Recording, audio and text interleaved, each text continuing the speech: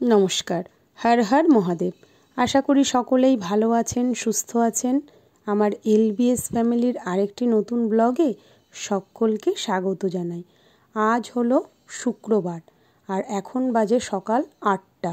আর এখন থেকে সকলকে আমার সাথে নিয়ে ব্লগটা স্টার্ট করছি। আশা করি পুরো ভিডিওটা দেখবেন, ভালো লাগবে। আজ বোনরা চলে যাবে, ভাই আসবে নিতে, তাই তাড়াতাড়ি করে রান্নাটা সারবো, কারণ ভাই এসে খাওয়া দাওয়া করেই আবার দুপুরেই বেরিয়ে যাবে। তাই আজ দুপুরে একটু রান্না করব মটন কষা। মটনটাকে আমি ভালো করে ধুয়ে নিয়ে নুন, হলুদ, একটু টক দই আর আদা, পেঁয়াজ, রসুন, টমেটোর পেস্ট করে নিয়েছিলাম, সেটা দিয়ে ভালো করে ম্যারিনেট করে রেখে দিয়েছি।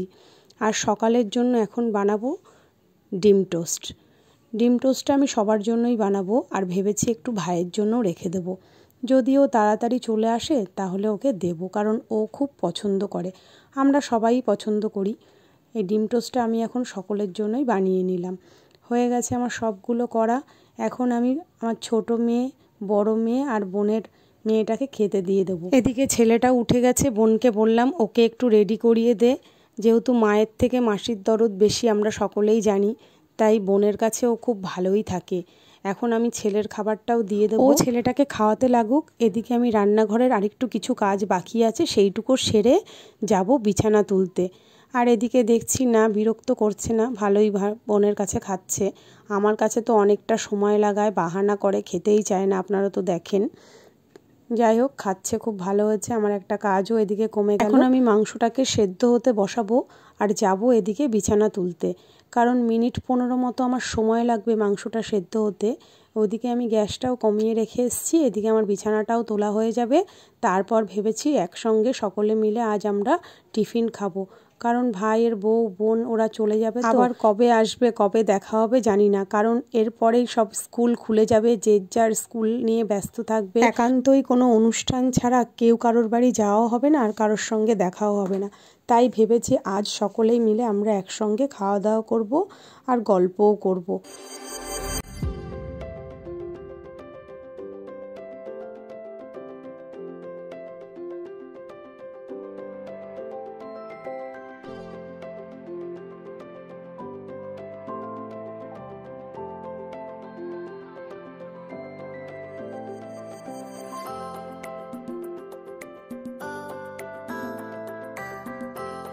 হয়ে গেছে আমাদের খাওয়া দাওয়া। এখন চলে আসলাম রান্নাঘরে। আমার বোন যেহেতু মটন খায় না, আর আমার বড় মেয়েটা তো খায় না, আপনারা জানেন। ওদের জন্য রান্না করব দই চিকেন। আমি চিকেনটাকে প্রথমেই দই দিয়ে আর আদা, পেঁয়াজ, রসুন, যে সমস্ত মশলাগুলো আর কি লাগে, সেই দিয়ে আমি ভালো করে ম্যারিনেট করে রেখেছিলাম অনেকক্ষণ আগে, প্রায় 1 ঘন্টা আগে। এখন আমি আলুগুলোকেও ভাজা করে নিয়েছি, পেঁয়াজগুলোকেও ভাজা করে নিয়ে এবার মাংসটাকে আমি দিয়ে বেশ খানিকক্ষণ ধরে কষবো, যতক্ষণ না তেল বের হবে। চিকেন থেকে তো প্রচুর পরিমাণে জল বেরোয়, তার সঙ্গে আছে দই, তাই আমার অনেকটা সময় লাগবে এটাকে কষাতে। আমি যেহেতু দই দিয়েছি, তাই ওর মধ্যে সামান্য একটু চিনি দিলাম। আমি সাধারণত চিনি দিই না রান্নায়, কিন্তু আজ একটু মাংসের মধ্যে চিনি দিলাম। আমার হয়ে গেছে মাংসটা কষানো। আমি এবার ওর মধ্যে অল্প পরিমাণ ঝোল দিয়ে মাংসটাকে নামিয়ে নিয়েছি। আপনারা তো দেখলেনই আমার দই চিকেন হয়ে গেছে। তারপর আমি এদিকে বসিয়ে দিয়েছি মটনটাও। মটন আমার সেদ্ধ হয়েই গেছে আগে। এখন আমি আলুগুলোকে খুব ভালো করে ভেজে নিয়ে তার মধ্যে দিয়ে দিয়েছি পেঁয়াজ। আজ আর গোটা গরম মশলা ফোড়নে দিইনি, কারণ আমি মশলার মধ্যে দিয়ে দিয়েছিলাম গোটা মশলা, ওটাই আমি পেস্ট করে নিয়েছি। এখন আমি বেশ খানিকক্ষণ ধরে মশলাটা কষাবো, যতক্ষণ না মশলা থেকে তেল বের হচ্ছে। এই দেখুন, আস্তে আস্তে মশলাটা আমার প্রায় কষানো হয়ে গেছে। এদিকে আমার মাংসটাও সেদ্ধ করা হয়ে গেছিলো, খুব ভালোভাবেই সেদ্ধটা হয়েছে।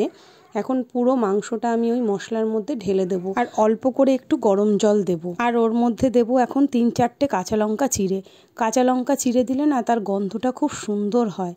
এবার আমি ঢাকা দিয়ে এটাকে আমি খানিকক্ষণ হতে দেব। হয়ে গেছে আমার মটন। এবার আমি এটাকে এখন গরম মশলা দিয়ে নামিয়ে নেব। তারপর যাব ছেলেকে স্নান করাতে। অনেকটাই বেলা হয়ে গেল, আর ছোট মেয়েটাকে আজ আমার বোন স্নান করিয়ে দিয়েছে। ও তো খুব খুশি। যাই হোক, আজ আমার একটু সুবিধাও হলো। এখন আমি যাব ছেলেকে স্নান করাতে।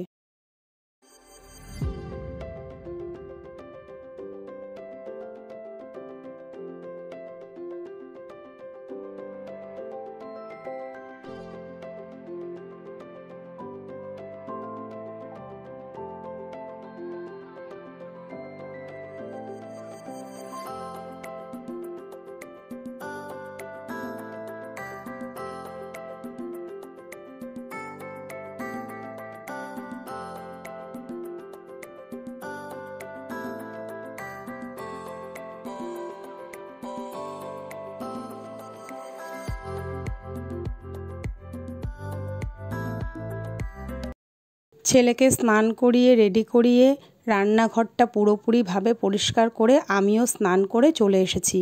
এখন আমার ভাইও এসে গেছে, ভাইকে একটু ডিম টোস্ট দিয়ে দিয়েছি। ওর একটু খিদে পেয়ে গেছে, তাই ওকে একটু খাবারটা দিলাম।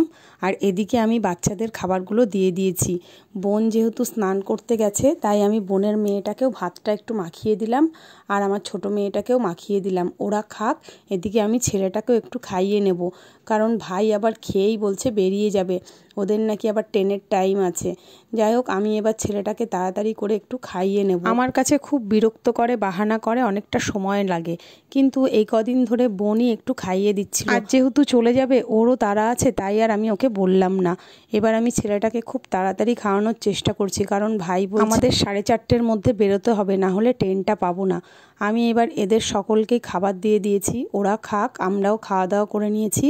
এবার দেখুন ওরা সকলেই রেডি হয়ে গেছে। মনটা খুব খারাপ লাগছে। গত শনিবার এসছিল আর আজ শুক্রবার, 7 দিন থাকলো তো, তাই খুব মনটা খারাপ লাগছে। এখন যেহেতু চলে যাচ্ছে, তাই আমি ওদের এখন একটু অটোতে তুলে দিয়ে তারপর বাড়িতে ফিরবো।